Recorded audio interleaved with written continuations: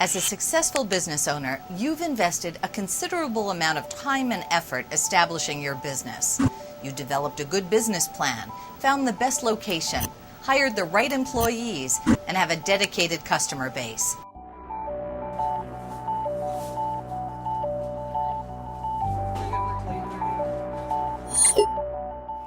Could you stay open for business if more than half of your employees were out sick with the flu?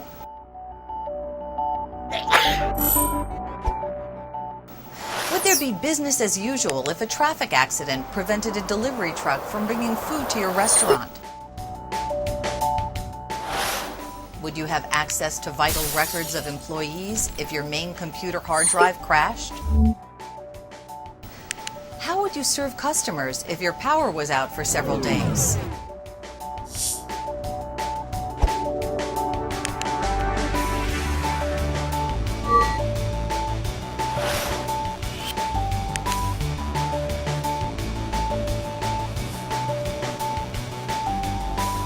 Move menu up. How would you earn an income if fire or flood destroyed your place of business? Now imagine that all you've worked for is destroyed in a blink of an eye. Each year, disasters such as floods, hurricanes, tornadoes, and wildfires force thousands of businesses to close. But even more common events, such as building fires and power outages, produce the same result. We have witnessed in this decade a series of unimaginable disasters. The terrorist attacks of 2001, tsunami in the Indian Ocean, Hurricane Katrina, oil spill in the U.S. Gulf of Mexico, each one having a devastating effect on small and large businesses. Research shows that 25% of businesses that close following events such as these do not reopen. The ones that do struggle to stay in business. Even the best designed and well-maintained buildings can be damaged, forcing a business to close. And if a building sustains no damage, a major hurricane, earthquake, or other catastrophic event can close roads, cause power outages, or create other problems that will bring your business to a screeching halt. While the importance of emergency planning may seem self-evident, it usually gets put on the back burner for day-to-day operational concerns. Business owners need to realize that if they do not have a continuity of operations plan, statistics from FEMA and from other organizations have shown that within 2 years of a disaster, more than 50% of them will be out of business. So the idea is to maintain your business operations in the event of a disaster. One of the things that we here at Fairfax OEM want to do is create partnerships with these businesses. We need to do these partnership agreements now.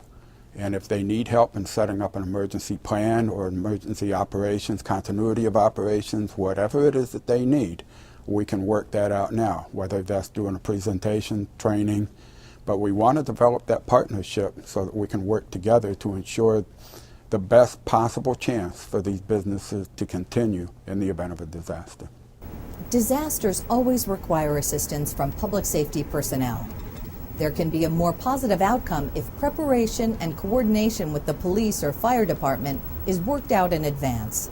It's important that when we come to a business that we're having an emergency and we have limited resources where we can't do everything. We have to be dedicating our resources to looking after the threat, to trying to keep people safe, and when the business is able to take care of itself to some extent, and that we tell them we need to evacuate this building and they have a plan that they can put into effect and start taking care of that. They have dedicated people on their staff that know how to implement these plans and to look after the rest of the staff. It makes our job easier because we can focus on the emergency or the threat and not have to dedicate a lot of time and resources to getting people out of the building safely. And more importantly is practice that plan. The different language that's used, if we're going to have an evacuation as opposed to a lockdown, and what their role is, what's expected of them. There's a lot of different things people need to do if there's any type of shutdown procedures at the facility. We recommend that business owners prepare for an all-hazards approach to emergency preparedness. What this means is that they're taking all emergencies into consideration when developing their continuity of operations plans and also personal preparedness plans for both themselves and their employees. What we recommend is that each individual have a 3-step process to preparing for all hazards emergencies. Get a kit, make a plan, and stay informed. CEAN is a software program that sends emergency alerts and day-to-day updates about severe weather and traffic to registered Fairfax County users. Businesses as well as individuals can register to receive messages by phone, pager, email, and SMS text message. And now businesses can too. A unique feature of business registration is that it allows a business contact to add up to 5 employees to CEAN. Although the individual who registers is the main contact, all registered employees will receive the emergency message.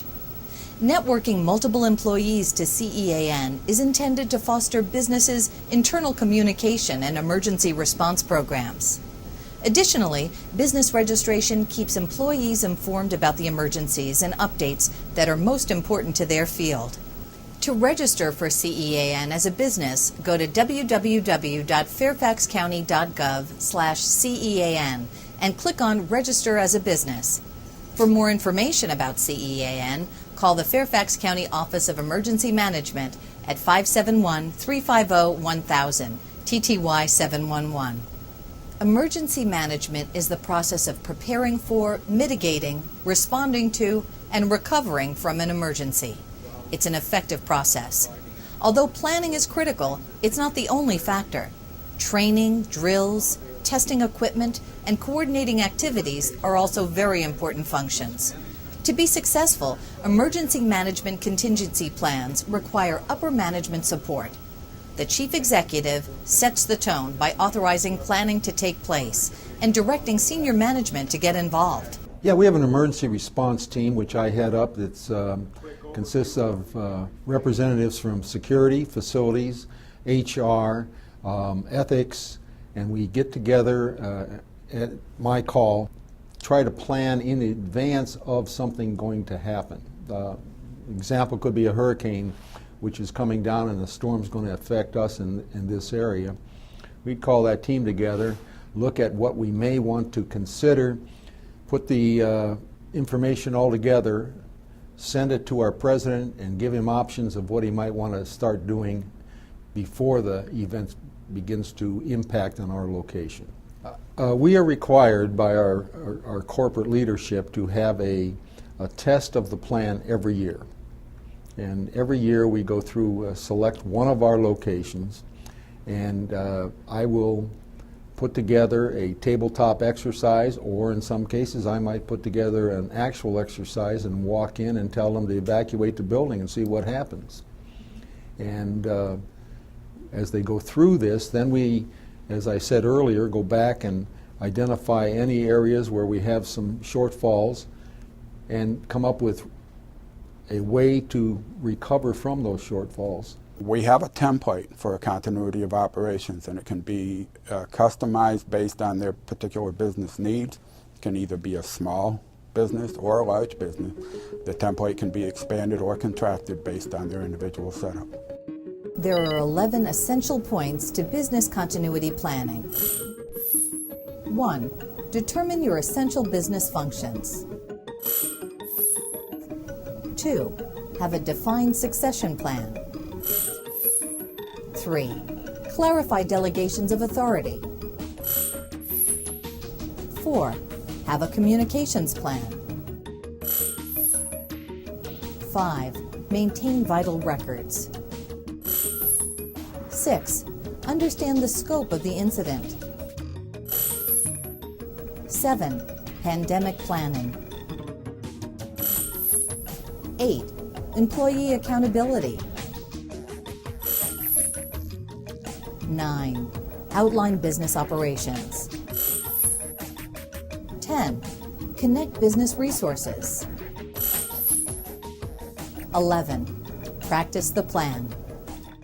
Another classic example, and something that needs to be planned for, is a pandemic plan. How are you going to run your business if at least 50% of your employees can't come to work? Either they may be sick or they may have a family member that's sick. What is your options for possibly telework? Can employees work from home and so forth? Employee accountability, again, is a key element, especially in a pandemic situation. What are your leave policies? Do you allow employees to take sick leave, extended sick leave, under these circumstances? Will payroll continue? Employees need to work. They need to provide for their families and so forth. If your business shuts down, it's one of the key elements to maintaining your business is maintaining your employees. One of the lessons learned from Katrina is mail. A lot of the businesses relocated out of New Orleans for up to a 2-year period afterwards, but for the first 6 months they received no mail. How will your business survive without receiving mail from the Postal Service? Or will it?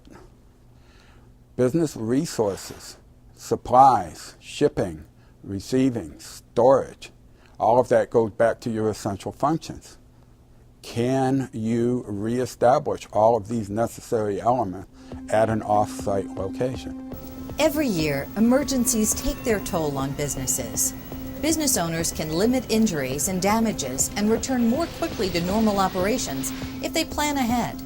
Whether you operate from a high-rise building or industrial complex, own, rent, or lease your property, large and small businesses must prepare to stay in business. Disasters are going to happen. The best way to survive is through preparation, and the best way to prepare is to understand emergencies can happen to anyone at any place. The Fairfax County Office of Emergency Management can help you make the right preparations for your business. They can review your storm warning system, check to see if your business is located on a floodplain, see if you have the right amount of supplies for your employees for long-term shelter in place. Access your facility's vulnerability to natural and man-made disasters and help establish procedures for evacuation. Give them a call at 571-350-1000, TTY 711, to learn more. They are a great resource for both large and small businesses.